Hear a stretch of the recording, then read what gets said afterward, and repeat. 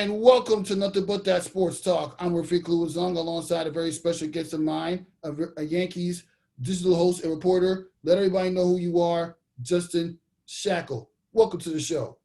Rafique, thanks for having me. I appreciate it. Yeah, I understand that you're a Fordham alum. I've interviewed Jimmy Sullivan. I interviewed this guy, David Spampanano, who's now a production assistant for the SNY. In fact, Jimmy Sullivan, he also works for SNY as well. But yeah, you're a third Fordham alum I actually interviewed. Another Fordham alum discussion on Nothing But That Sports Talk. Thank you for being a part of it. Rafique, I love my time with Fordham. I think it shaped me as a person, not just trying to lay a great foundation for me as a professional going into this industry. But man, I feel like there was BF, before Fordham, and then AF for me in my life. And it was such a great place. I have such fond memories of Fordham, just inside the classroom, but also at WFUV, like many of the prior guests that you had went to there as well.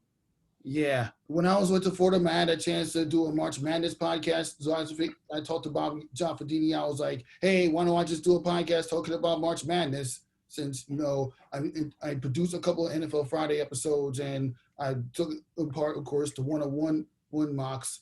How was it like for you being involved in the mock 101s when you just started Fordham University? Like, what was the challenges you had? Yeah, I remember we would have group workshops for the newcomers, because that's how you kind of get initiated into the program. You focus on one-on-one, which is the weekly call-in show, and you're able to board operate, produce the show, anchor updates, or host the show, and it kind of rotates around. And it's one of those memories that always stand out, because that was where you got your first taste of what this is all about, and the first taste of what you're able to do at a place like WFUV. So I remember going in there every week, rotating around, getting a feel of each job that puts together this great weekly talk show. And I was there at a time where there were no podcasts, so I know so many other doors and opportunities are there now for Fordham students trying to figure out what they want to do within the industry and with sports talk. So I think that's terrific. There are more opportunities, but I just remember being like in that anchor chair, and I knew I wanted to be on the air. I knew that being on that side of the glass was something I was more interested in. So I really got excited when it was my turn to learn how to anchor the sports updates, or whether it was hosting. So there's the A host, the B host, and everything rotates. So those were the three times where I really got excited about it. And I mean, it helped me so much, because to this day, I'm working in sports talk radio. I've been doing that since I graduated as an update anchor, and it's a nice career. It's one of several things that I'm fortunate enough to be doing, but I learned the roots of my trade, so to speak, at WFUV, and obviously it's sticking with me today, because I apply some of those same practices into my work here in 2020 after graduating in 2009. Wow, that is amazing. It's funny enough, 2009, that's around the same time I graduated high school. I mean, so basically when I was finishing high school, well, not really finishing high school, but that's a long story. You were just finishing college. And funny enough, you went to the same school with Ryan Ruocco around that era. Like, talk about your friendship with Ryan Ruocco. Yeah, I mean, there was him. There was Lou Baracelli, who runs PR for MLB Network, and Bob Coyle, who sells Mets radio advertisement at WCBS 880. And that was kind of our group. Ryan was a year above us, but Bobby and Lou and myself, we came all into as the same class in basically, I guess, fall of 2005. And we all graduated together. Ryan graduated in 08. We graduated in 09, but that was our group. And I feel like when you're at a place like WFUV, you're in college. There are other things to do. There are also distractions. You also have to really focus on your schoolwork. So there's a lot going on, and it's not a full-time job for anybody. But for those students who really know that this is something they want to get into after graduating, they can treat it like a full-time job. So I feel like in each grade, there was probably around 15 to 20 kids. And then you could see as you're going through the program, that group of 15 or so is lumped into a few subgroups. There are the people that treat it like a hobby, which is perfectly fine. There are those who, you know, come and go. When they're there, they're really dependable and they're hardworking and they're good workers. And then there's the other group who kind of make it their life. And those three men that I talked about and myself, we were in that group. That was our life. I spent more time at the radio station probably than I did in my dorm. And we could tell that we were going to be working closely together from the beginning. And someone said to us from the beginning, listen, always work hard together and root for each other, because, you know, one person's success is going to mean success for others. And also because, you know, you're going to learn the value of friendship through working at a place like that. And look, to this day, they're my best friends in the world. So that's why, you know, WFEV is, you know, special in a different way for me, because, you know, it introduced me to some of my best friends in life. But, you know, Ryan specifically, he was a year ahead of us. I think it was perfect for me, because you always hear about people who, you know, talk about how they know that they wanted to, you know, get into something like play-by-play from when they were a young age, and they would turn the sound off their TV and all that stuff. That wasn't me. I found out, you know, I guess, I don't think it's late or anything. I don't think there's ever a perfect time for figuring out what you want to do. You know, other interests kind of creep into your life as you go. But, you know, I found out right around the time where I was graduating high school and going into college that I kind of wanted to get into this career, kind of see what it was about, focus on it. But I was very raw, and Ryan was not raw. I mean, Ryan obviously is a terrific play-by-play announcer, a terrific talent, but he was, you know, he was always a step ahead. If he needed to work on something, he applied it right back into his work. He was a quick learner, and he just kept plowing through. And that helped me, because it forced me to work harder in order to get a crack on the air. You know, I wanted to be in his seat, so to speak. And look, I didn't get there until he graduated, and rightfully so. Ryan's a terrific talent, but there was also Dan Duva, who was there, who's, you know, currently the voice of the Vegas Golden Knights on the radio. He was the first ever radio voice in team history. And, you know, he was there as well. So those two were really like the carrot on the string for me, as far as working really hard, because I didn't want to be stuck, so to speak, on the JV squad the whole time. And, you know, I wanted to call the most important Fordham games when I was there. And the only way you're going to do that is if you worked hard, you elevated your game. And those two, Ryan and Dan especially, they forced me to do that. I'm not even surprised. I mean, it's because of that mentality. Look at where Ryan Ruocco is now. He's the top play-by-play guy for the WNBA, the most unrecognizable, which is now recognizable by a lot of people and women in sports that you would ever see. This guy called several crazy NBA playoff games and regular season games, from LeBron's buzzer beater against Minnesota to the crazy come-from-behind win from the Brooklyn Nets against the Sacramento Kings. Well, I mean, crazy, I mean, not really, because you were playing against another rebuilding team. But, like, come on. You even called the Joe Johnson buzzer beater against the Phoenix Suns in 2013. I followed Ryan Ruocco since the guy set foot on the Yes Network. I hear his voice. I'm like, wow, this guy is really talented. And I can see where he gets his skills from. Fordham University. Yeah, man. I think, you know, we were all blessed to have the same mentor, the same teacher with Bob Aarons. And, but also it's a testament to Ryan's character, you know, and his natural talent, I guess, to absorb things and spit them, you know, right back out. And also his thirst, his desire to get better and kind of be at the top of his craft. And I think that's where obviously he wants to be. You talk about, you know, a league like the WNBA, which, you know, has largely been unrecognized as, you know, a legit league. It's fantastic basketball. But you know what? You know, over the last few years, it's becoming more and more respected, more recognized. It's had more followers. I think a big reason why is because they have the right people in place telling those stories, narrating the progression of the league with Ryan, with Rebecca Lobo, and that, you know, top ESPN crew that they have working those games. So I don't think it's an accident or a coincidence that as you see the WNBA rising in recognition, going right there with it is their top announcing team. And, you know, obviously Ryan's a part of that. So I don't think that's by accident.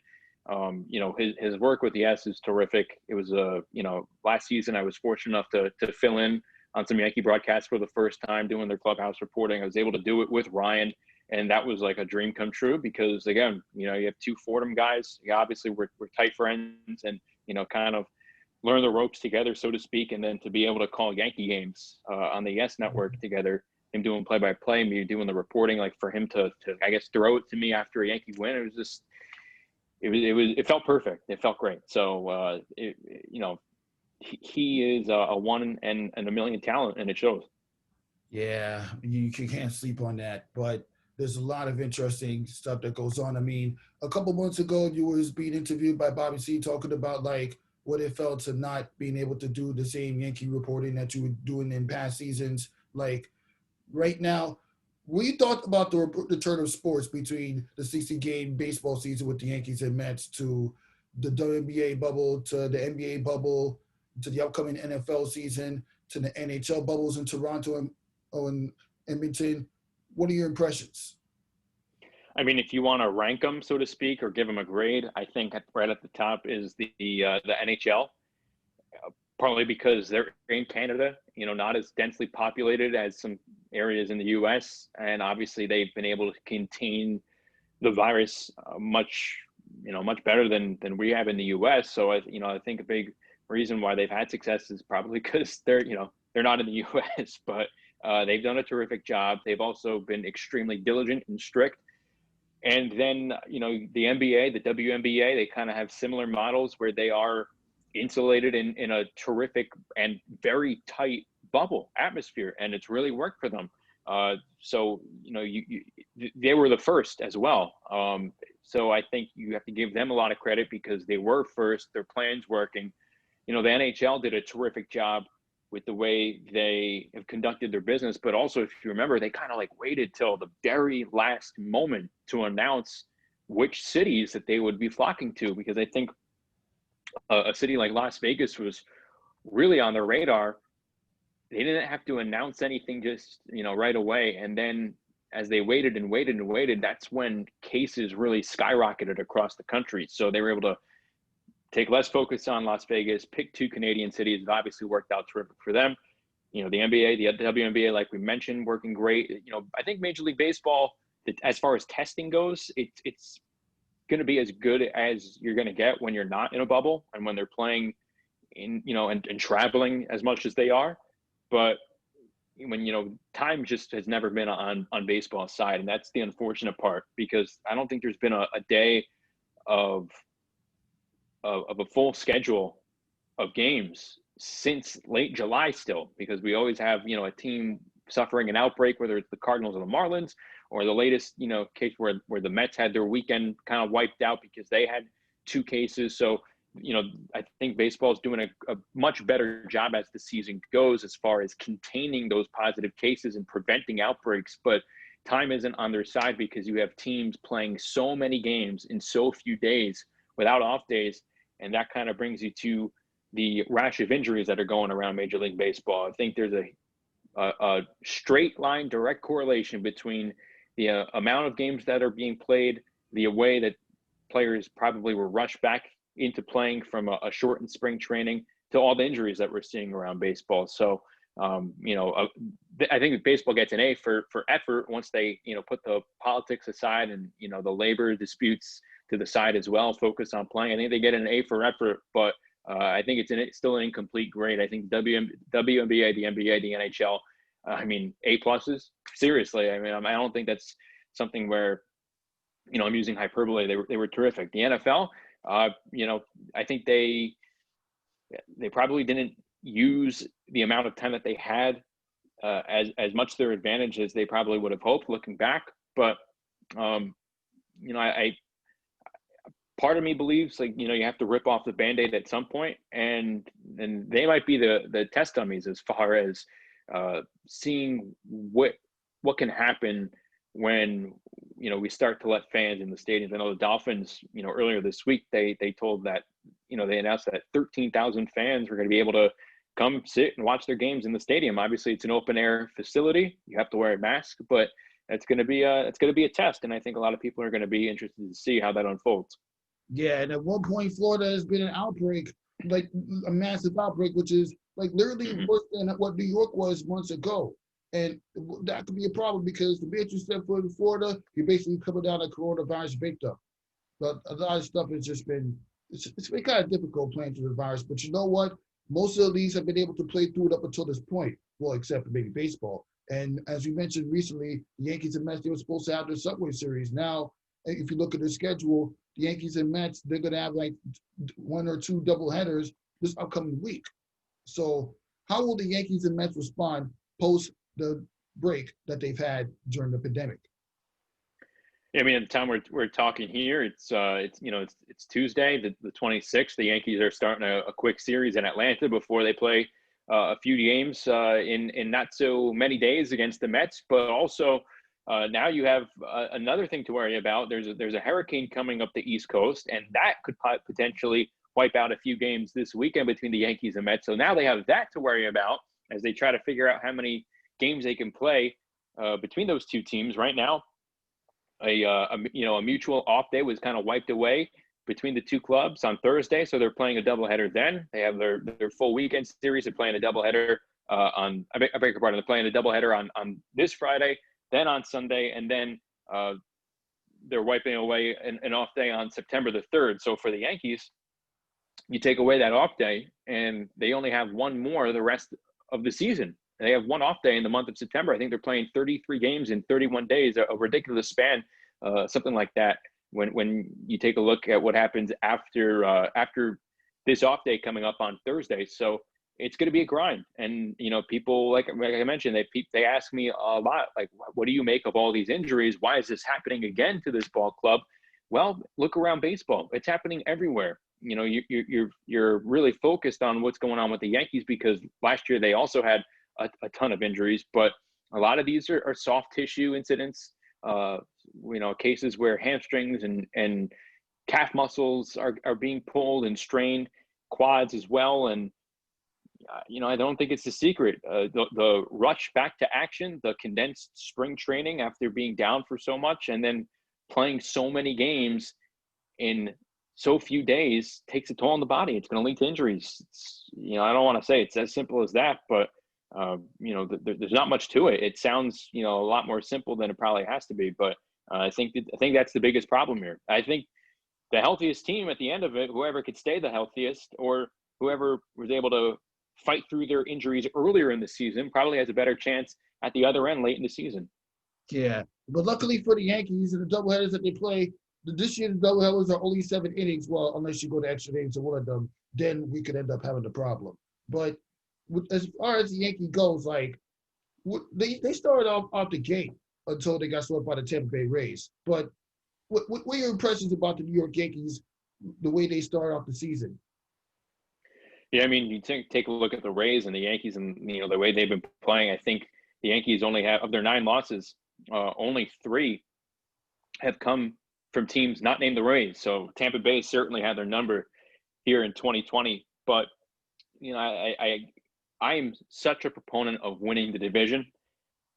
2020 is a whole nother animal, man, because I don't want to say it doesn't really matter, but look, when you have 8 teams making the postseason from each league, if the Yankees have a tough time making the postseason with that type of setup, well, then you're going to be, you have a lot more to worry about after the season than you would without them not making the playoffs, because it would be absolute disaster. So, in my opinion, they're not going to have any problem making the postseason. You would like to see them, fight as hard as they can for the AL East, but ultimately, I think they're, trying to stay the course, stick to the blueprint, really, what they have mapped out. Obviously, they know much more than we do. And, that means, resting guys on certain days, even in a condensed schedule like we have here in 2020. If that's going to lead to the best result down the road and have everybody ready to go for October, then so be it. So, as far as I guess the rhythm of the season, yeah, there's some things that you like to see fixed. Overall, I have confidence that they will get fixed down the line. The injuries certainly play a part in how the Yankees are going to respond to the trade deadline. That's right around the corner, and in less than a week now.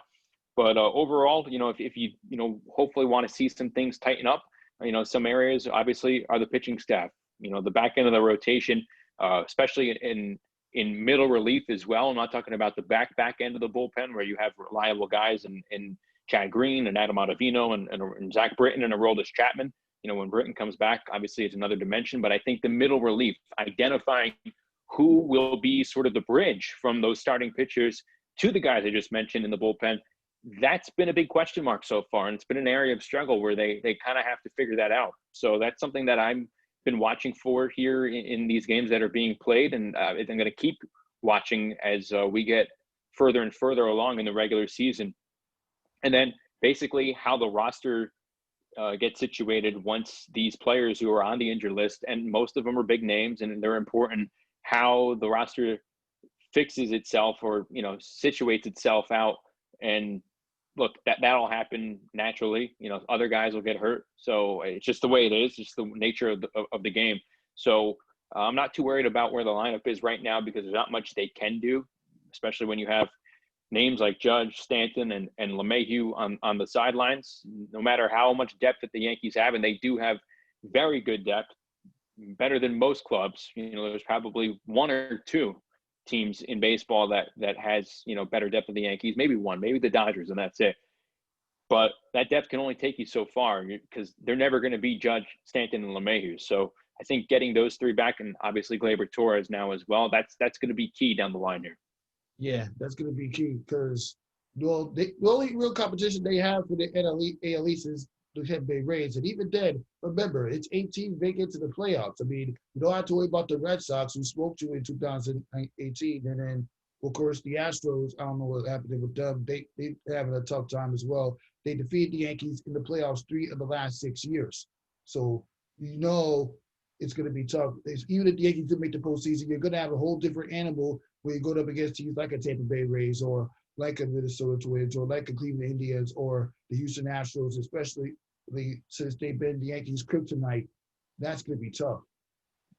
Yeah, I mean, like, where do you stop, right? I mean, you have the A's, you have the Twins, you have the Indians, you have the White Sox who seem to be on the rise. And if you catch them at a bad time, they could possibly pick you off. You have the Rays, like you mentioned, who I believe we're going to be as tough as any team in a shortened season. Once we got all the parameters of what this season was going to look like, my initial reaction was, man, I think the Rays have a really good shot at winning this whole thing because no other team in the last couple of seasons does more on the fly than Tampa Bay Rays. And what have we seen here in baseball in 2020? Games getting canceled, postponed, rescheduled, start times haven't been announced until the day of games. So there's been a lot of adjustments. All that stuff really matters to a baseball player. I thought the Rays had as good of a chance as anybody to win a championship in this shortened season. But if you're the Yankees, look, the window is not getting any wider than it is right now. They have as good of a shot to win the World Series as any team in baseball, especially going through the American League. And if there are teams that, maybe worry the casual fan or a hardcore fan, I don't think when you're in the Yankee clubhouse you worry about any team in baseball, and that includes the Los Angeles Dodgers. Sure, you could respect those teams, and you take a look at teams like the Rays and the Oakland A's, who have had an incredible season so far, and the Dodgers as well out west, who just continue to roll. You don't have to worry about those teams. You respect their play and respect what they've accomplished here in 2020, but with the amount of talent that's in that clubhouse, when everyone's healthy, the Yankees have as great a shot at winning a World Series as anybody. And that's a reason why they shouldn't fear any other team. Yeah, they really shouldn't. Especially, they shouldn't also fear the San Diego Padres, even though at one point they had 4 consecutive games with at least 1 grand slam. Did you ever thought you seen that San Diego Padres, they've been bad for seems like forever, and now they're just hanging around trying to fight the Los Angeles Dodgers for the NL West. Like, really Rafique, I've watched more San Diego Padres baseball in 2020 than I've ever had in my life. And I stay up late at night to watch those games. I've been a creature of habit during past baseball seasons. I'd come home from covering a Yankee game, and I'd watch. I'd come home. I'd turn on the Angels and watch as much Mike Trout as I can. Obviously, he's on the West Coast. It's tough to follow him, but for a baseball fan like myself, I try and turn on the Angel game as much as I can whenever they are playing, whenever the Yankees aren't and they're on. Now I find myself watching the Angels, watching the Dodgers more close because of Mookie Betts and just being able to admire his game from afar. But now the Padres as well, and I think the Padres are the team that I watch more than the other two. And obviously it starts and ends with Fernando Tatis, but just the talent they have right around him, the way the pieces fell into place, it's a great story. The lineup is full of energy, and they really are one of the most exciting and entertaining teams to watch in baseball, and it kind of happened with the flip of a switch. So it's really cool to watch, and I hope that they are there and able to sustain the success they're having now in 2020 well into the future here in the NL West. Yeah, really. And well, since we touched upon the New York Mets a little bit, the Mets have been kind of decent, although they've had their struggles against the Philadelphia Phillies that this week could end up hurting them. And surprisingly, they had the Miami Marlins. Well, the Atlanta Braves is no surprise, but the Miami Marlins, that's a big deal because they haven't been to the playoffs since they defeated a certain favorite team of yours in 2004. I mean, keep correction, 2003. Come on, man. Yeah, I mean, for the Mets, it's a tricky spot because again, the trade deadline's coming up. Do you make a move? Do you stand pat? Do you play out with what you have? They're close to the bottom, but they're also not far from the top. So again, with the wide open playoff field, anything could happen. A good week helped any team and their playoff chances. And for this Mets team, obviously the injuries to the starting pitching have really taken a bite out of what they've been hopefully to set out and accomplish in 2020. I think some guys need to step up. Do you go out and try and get another arm? That's a question they have to answer for themselves. But overall, I think it starts and ends with their starting pitching. Right now, it doesn't seem like they have enough, but things can change. I mean, again, the Astros you're talking about before, they really struggled out of the gate before reeling off 7 straight wins up until they ran into the buzzsaw on the Padres this past weekend. So again, a good week helps shift the momentum completely in the other direction, and there's still time for the Mets.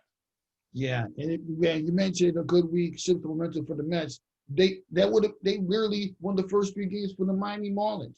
I mean, they've had tough times. This is a rare season where they haven't had a walk-off win up until the month of August, but you can blame the fact that it's a 16-game season and the whole global pandemic nonsense. But you know what? They do have the Miami Marlins this week, and the Mets have not lost a single game to the Miami Marlins just yet. So I think they can keep the momentum going. You know what, too? Take a look at the Miami Marlins, a team that had about 18 players on the shelf at one point because of COVID-19. They're slowly getting those starting players back, and they've kind of treaded water in the meantime. They haven't really taken a deep dive, and now I think they're getting more and more of their primary pitching pieces back.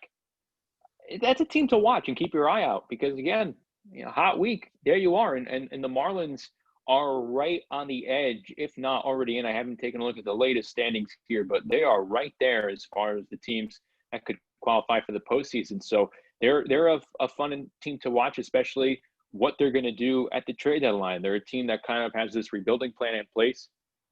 2020 obviously threw a knot in everyone's long-term plans, but hey, the success they're having now, does that force them to try and facilitate a trade to get better in 2020 and obviously try and win? Or do they stay the course, trade away some of the pieces that have turned into assets in this short season and see if they can grab more young pieces to try and fit their long-term plan? So yeah, the Mets have them this weekend, but I don't know, I don't lump the Marlins into that very small group that has already identified itself as, the punching bags of 2020. I'm talking about teams like the Pirates and the Tigers, and there's 1 or 2 more.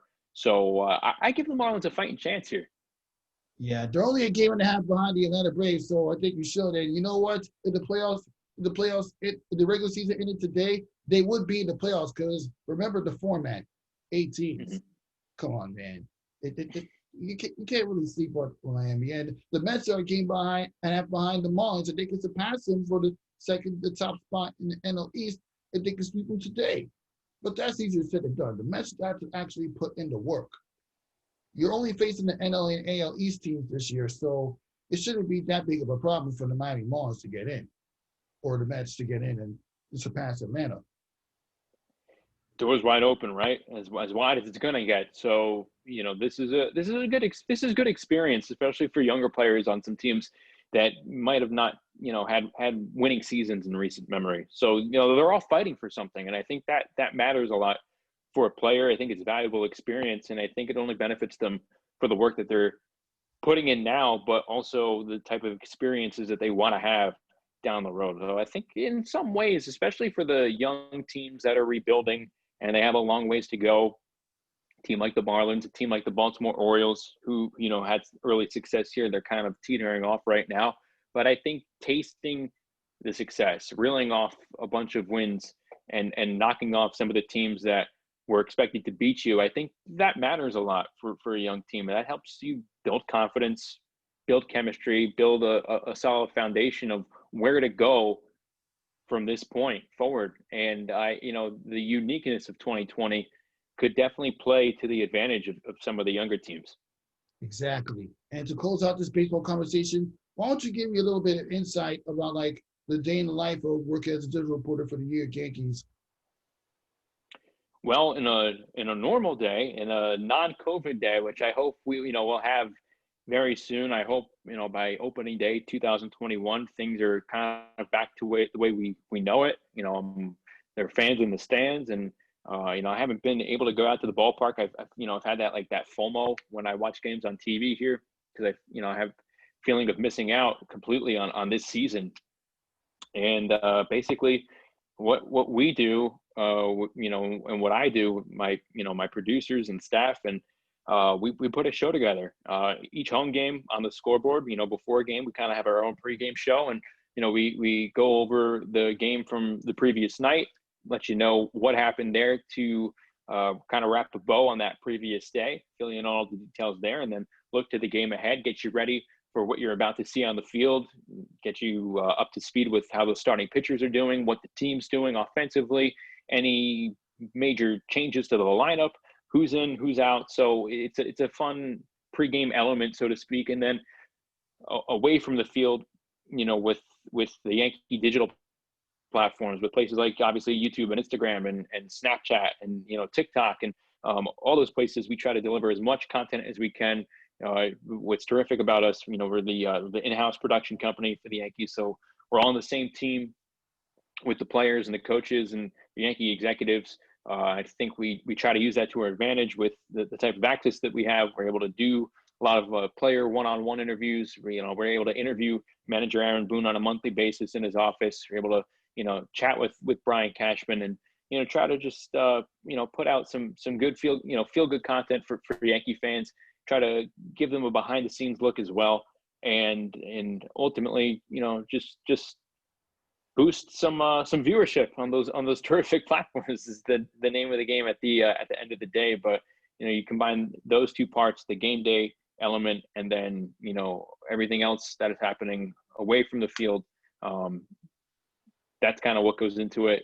In a normal season, when the trade deadline is approaching in late July. Now, this season it's late August, but we would do some trade deadline info, some nuggets there as we look ahead. If the Yankees make a move, we'll have some instant analysis and get you up to speed on who they're acquiring, who they're giving up. So we cover the team year round, and it's a lot of fun. Yeah, I know it's a lot of fun. Like, what are some of your favorite moments as a digital reporter that you got to be a part of as a Yankee person? Yeah, I think my favorite thing is able to speak to the manager. And yeah, we see him every day when the Yankees play a game. He addresses the media before and after each game. He's at the batting cage during BP and all that stuff. He's very accessible. but every month, we're afforded an opportunity to go sit in his office and just able to chat about what's going on with the New York Yankees. And when I started, Joe Girardi was the manager. We did the same thing with him. And now it's Aaron Boone. Both guys are absolutely terrific people to work with. They're great, managers. Their minds just go at such a faster speed than a fan's, obviously, rightfully so. So we kind of try to capture that thinking, what goes into what the Yankees do, and just try to get the latest pulse out of the club from the manager. So obviously there's no better source, but I really enjoyed that. One particular piece that I've enjoyed in my time there is actually my first ever piece that I produced for Yankee Productions, and it was a feature on the Yankee front office and how they successfully blend in the analytic department and their scouting department, because both work cohesively together. And a lot of that time was spent talking to a lot of people from scouting, a lot of people from statistical analysis, a lot of mental conditioning, science, performance. So pretty much we were able to talk to every department within the Yankees front office, able to pick Brian Cashman's brain a bunch. Actually, we're able to shoot an interview in his office during a game one day during the season. So it was really fun, basically having that footage captured where we're chatting, but the game's going in the background, and you can tell his mind is elsewhere. And normally in an interview, you don't want that, but this was like the perfect setting for that to have. So we were able to capture that. That really stands out, because again, it was my first piece that I ever produced, and everyone within the Yankees front office, they thought it turned out great. They thought it painted the accurate picture. So that's what I really wanted to hear. That's what I was concerned about, and hearing that obviously made me very proud. So that's something that stands out to me. Yeah, when you're doing a good job of your craft, it's going to take you to places that you thought you'd never see. Well, you thought you're going to see, but most people thought you would never see, or most people can only dream of getting. And that's just the whole beauty of being involved with sportscasting. But let's get to some basketball talk. You mentioned before we got on the air that you're a Brooklyn Nets fan. Like, of course, the Brooklyn Nets got swept by the Toronto Raptors. It's no surprising. What are your thoughts on that? I mean, they obviously were coming in shorthanded. When you don't have 8 of your primary players on your roster, a lot of people try to turn up a narrative where the Nets had a chance or so. I was realistic. I don't think they had a chance. They obviously didn't have a chance. They got swept. But you saw some bright spots, and you continue to see Caris LeVert grow into like a borderline superstar, and obviously a piece where I believe he needs to stay long term. Right there with KD and Kyrie, and I love watching Caris LeVert play basketball, and so there were between him, Jared Allen, 2 bright spots. They obviously have to make decisions this offseason. So many players kind of came in when others were going out, and you have to decide what you're going to do with them heading into next year. Or are some of them players for you in 2020, 2021? So a lot of questions there. First and foremost, though, who's going to be the head coach? Sounds like they're casting a wide net. Sounds like they're reaching for the stars, trying to go after Greg Popovich, which would kind of be an interesting dynamic. I don't know how I'd feel about it. Obviously, from a basketball standpoint, it would be great. I just don't know if he kind of fits Brooklyn and New York. Yeah, I'm not sure. I don't know either. I wouldn't be able to speak to that, but overall, I trust even when Kenny Atkinson was dismissed or let go, or they parted ways right before the shutdown. As a Net fan, you had full trust in what Sean Marks was doing, and I gotta say I still do. So I have blind faith in the Nets front office. So whichever way they go for their next head coach, I feel like it'll be the right move, and we'll go from there. So that's obviously the first question that needs to be answered, and it's going to be interesting to see because you hear some of the names and they definitely add some intrigue. But I think Jacques Vaughn did a good job, a good enough job to be in the conversation to have the job on a permanent basis. Will they go that route? We'll have to wait and see. But it's definitely something that I keep on my radar is the Nets coaching search, because there's a lot of intriguing names involved now. Yeah, I know, because they could be a lot of coaches up in the air. I mean, they could go after a Stan Van Gundy, who's a commentator. They could go after like so many big names. Like, I mean, Derek Fisher, he's coaching the Los Angeles Sparks, and then of course Will Hawkins, who's the coach of New York Liberty. But like, imagine if the season doesn't work out. I mean, the Liberty only won one game, and ironically, it's against last year's champion Washington Mystics. Imagine if they let him go just like that. The Nets could easily go after him too, but I hardly doubt that. Yeah, I think some of the bigger names that you hear, Jason Kidd, the Van Gundys, and I'm the Greg Popovich. I think they're casting that wide net for some of the best available and proven proven names out there. Ty Lue obviously has a championship under his belt, so I think you'll see more names along that line, but as to who may have a leg up among the others, I don't think you can answer that right now. So it's a lot more of a wait and see mode for this Nets coaching search.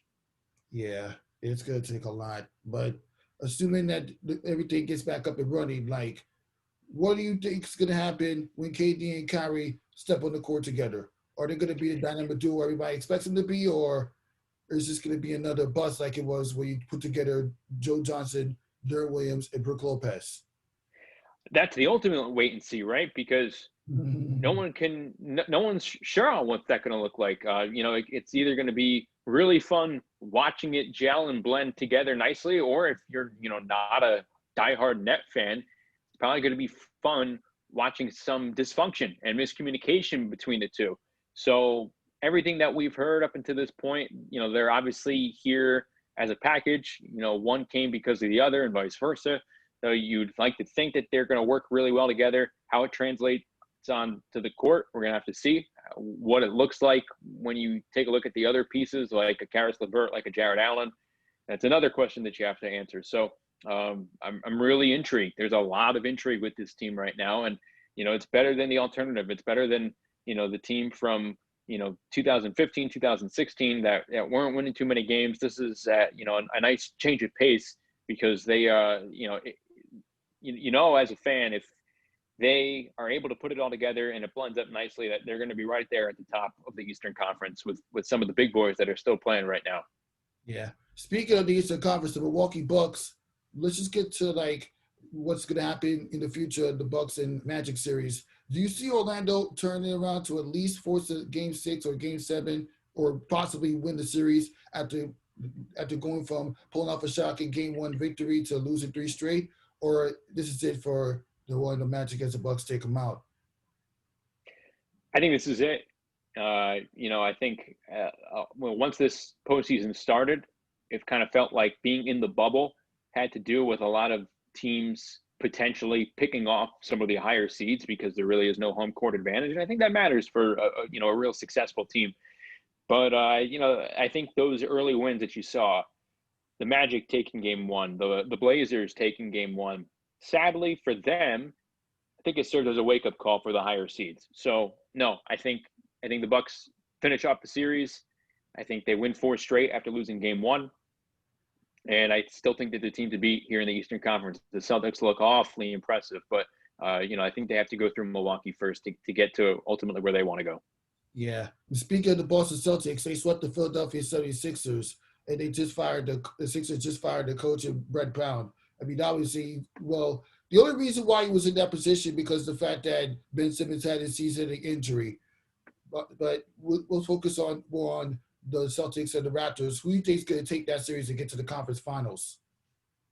Man, that's the series that stands out to me the most as far as what I want to watch. Great, because I'm a baseball guy, and yeah, it's the NBA postseason, but I mean, this is a condensed baseball season too right now, the times that you're in. So many of these, these games matter so much more than a regular late August Yankee game. So I'm really locked into baseball. So for me, I need a lot of intrigue to watch, a couple NBA games at a time. And for me, Raptors Celtics is like the series right now, especially in the Eastern Conference. Um, man, I don't want to disrespect the Raptors and just what they have going on. I think Nick Nurse is a very good coach. Fred VanVleet, you know, is able to dissect, his opponent with, it seems like it's easy. It's not, but he has such, great court awareness. And I enjoy watching him play. The Celtics were so impressive, dismantling what seems like a big ball of dysfunction with the Sixers. So they have a ton of momentum there, but I'm not going to sleep on the Raptors here. I think they're able to pull it out. It's going to be an incredibly hard-fought series. How many games? I think they push it close to the limit, so 6 or 7. But I haven't disrespected the Raptors this whole season, even before the shutdown, after this long layoff, and the brief 8-game, and now the first round of the playoffs. I'm not going to start now, so I'll take Toronto. Yeah, I'm not even surprised. I mean, it's kind of evenly matched. I mean, this is one of those series where whoever takes it. Hey, it is what it is. But getting to the Western Conference, as you see, the Lakers pull off one of the craziest blowouts you will ever see on Kobe Bryant Day. Like, do you see the Blazers turn things around, especially after that crazy 2 weeks Damian Lillard has had to get themselves into the postseason? Man, I would love to see more of Dame, but I don't see it happening.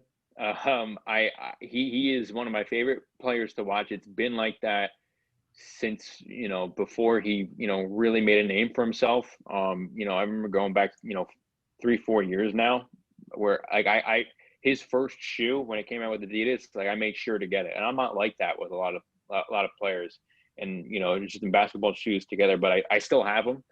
They're still clean as a whistle. So I think that's kind of an indication of what I think of Damian Lillard. I love watching him play. I respect the fact that he embraces the hard, so to speak. He could run, he could flock to another team with another superstar and continue the fad that's been going on for several years now with players in the NBA, but he chooses the harder route. So you root for a guy like that. But I think you can only do so much, and obviously you're going up against a Laker team that kind of stacked, feels like its third year. So I think time does run out here on the Blazers, as much as I hate to admit it for Damian Lillard, but the Lakers are just in another stratosphere right now. Yeah, especially since they were winning that game in honoring of Kobe Bryant. Well, not necessarily on Kobe Bryant, but it just felt special for the Lakers to blow out the Portland Trailblazers the way they did the other night on the day after what would have been Kobe Bryant's 42nd birthday. But what does Kobe Bryant meant to the sports community and the community as a whole in your mind? I mean, everything you've already heard. I mean, you're not going to get anything, new from me. Just, ultimate competitor, and I'm a big compete guy. I'm obviously not an elite athlete, but when I go, whether it's to the gym or I'm a big boxing fan. I box as a hobby. I have a lot of a competitive spirit in myself. I like to think, but and saying that, I see Kobe as like the ultimate competitor, and I respect that so much. He, I, I really like to live by the mantra of just, you know, no matter what you have on your plate, no matter what's in front of you, no matter what obstacle is in your face, for you to get to the other side, doesn't matter how you do it, when you do it, how long it takes you, what you had to do to get there. My mantra is just find a way to get it done. And I think part of that rests in Mamba mentality. And I think that's why it resonates a lot with me. So, Kobe's an inspiration to many people for many different reasons. And I think that's why his legacy, his memory is so special, because it's not just like one dimension with that dude. There's many ways you can go about it. And for me, it's the no nonsense avenue. He's a no nonsense. He was a no nonsense guy. I really believe he probably, was a proponent of what I said, find a way to get it done, just find a way to do it. And, yeah, I think that speaks through Mamba mentality. So, again, nothing new from this little corner of the sports world. He obviously meant so much to so many people, but the reason is because it's all different to the individual you talk to. I think that's what makes it special. Yeah, that's what's so special. And you got what else makes everything special going on with this NBA season is you got two series that's gonna go to game six for sure. The Jazz and Nuggets. No, wait, actually not the Jazz and Nuggets because the Jazz they're up 3-1, but the Rockets and the Thunder. But get to the Jazz and Nuggets. Do you see the Jazz finishing off Denver, or will Denver turn things around? I think the Jazz have enough of the momentum right now. I think Jazz go ahead. I think the Nuggets have to figure out what they want to do long term with Nikola Jokic and how they're going to build with him, or build without him. To be honest with you, it's tough to say right now. He's obviously a superstar player, but I think the Jazz, have that series down. I'd be kind of surprised if they let it go. Rockets Thunder.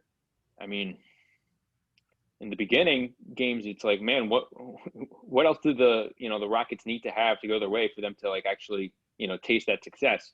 So as of right now, yeah, I think Houston is able to pull through and close out that series. Yeah, the Thunder going into the bubble were one of the teams that I was really high on. I love watching Shea Gilgeous-Alexander, and I was so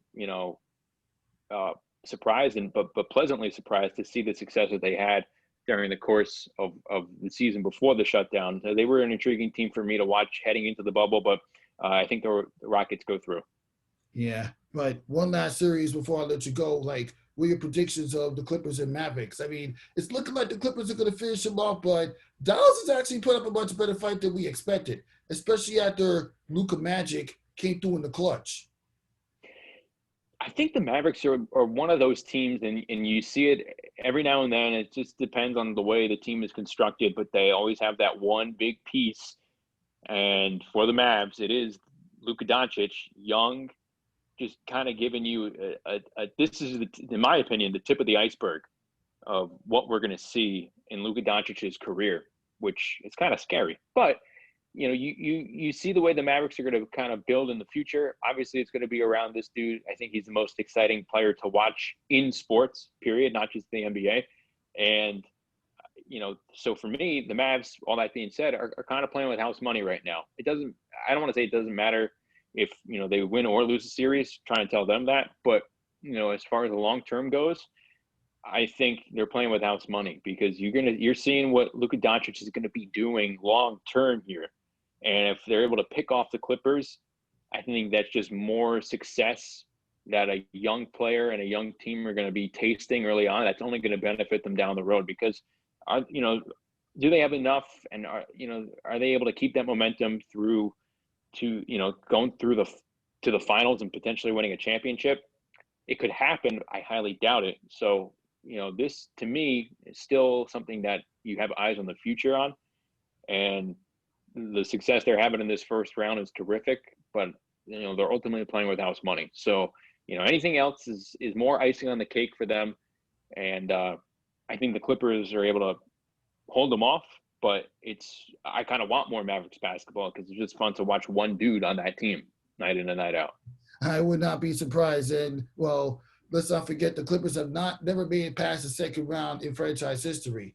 So this is going to be a huge step in the right direction if they can finish off the Dallas Mavericks. But one team that might get to the conference finals when they run into Milwaukee Bucks, the Miami Heat, because they pull off an impressive series sweep to the Indiana Pacers. That's pretty surprised. I thought that was going to be competitive for a 4-5 matchup, but Miami, they're unpredictable ever since Dwayne Wade left. And yeah. Yeah, I'm more surprised at the Pacers struggles than I really am about what the Heat have been able to do. And the Heat were that team that was kind of equivalent to the Thunder in my eyes in the Eastern Conference. A team that surprised a lot of people during the chunky part of the season before the shutdown, and they were just as fun to watch in the East. With obviously Jimmy Butler leading the way, and Yeah, I think I'm more surprised just the Pacers coming out flat and not really showing too much fight than I am with the Heat. Like I believe that the Heat obviously had enough to beat the Pacers, and be a real contender here this postseason. I just didn't think the Pacers were going to kind of roll over the way they did. Yeah, I know, man. But you know what? This is the NBA playoffs. We're no home court advantage whatsoever. So anything can happen. As we come to the end of this episode, Nothing But That Sports Talk, thank you for being a special guest on another Fordham alum interviewing Fordham alum episode, to say the least. And to all the balls out there, get your head in the game. And we did it for Kobe.